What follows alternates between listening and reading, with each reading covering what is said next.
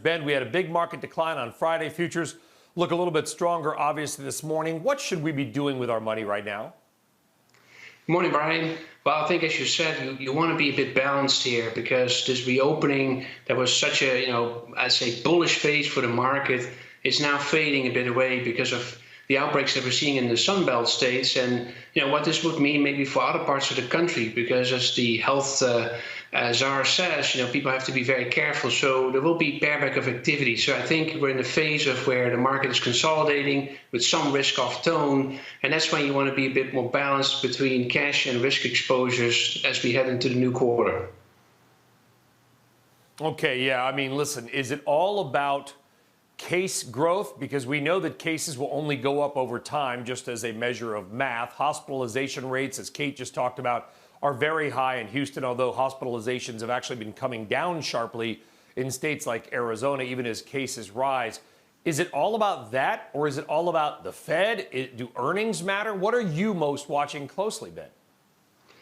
I think it's all three of them, as you mentioned. That this hospitalization rate has somewhat of a political aspect to it, in the sense, what I mean by that is that if we get from that a higher death toll, then there may be more curveback of activity, and the market will imply that the reopening would be rolled back completely. Whereas the Fed obviously really matters, as the intro says, like they are buying corporate bonds, and they're going to continue that through September. So that's a really important backstop.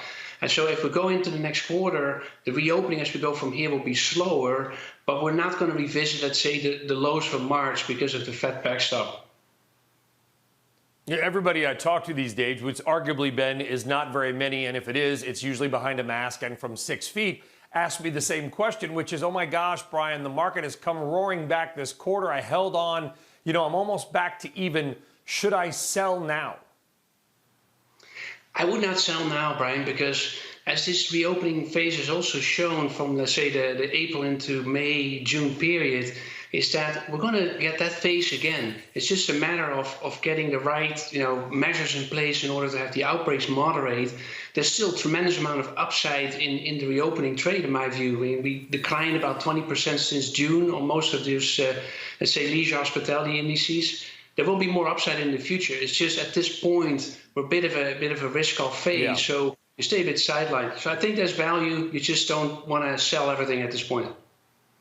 It seems like the activity, of course, much of which is causing a lot of pain in these hot states where everybody's in air conditioning, they're packed back into closing space, just like sort of our winter in the Northeast, is that there's a pent-up demand. I mean, one of the reasons we're seeing a spike is that everybody got, busted out of their rooms and their houses and went out, maybe overdid it a bit, but it does seem like there's going to be a lot of pent-up consumer demand at some point. That for certainly is. And I think that's shown already in April, May, that is something we could see more in the future. Ultimately, people are going to be, adapting themselves to mask wearing and social distancing, and then find out that they can actually go about their business, and therefore that pent-up demand will actually get stronger. So I don't think that the U.S. economy will be decelerating from here really dramatically. It's just a softer pace, with this idea of the pent-up demand in the future supporting the economy. So I think we're in a good spot here. It's just a matter of getting it on the right track in terms of the virus outbreak.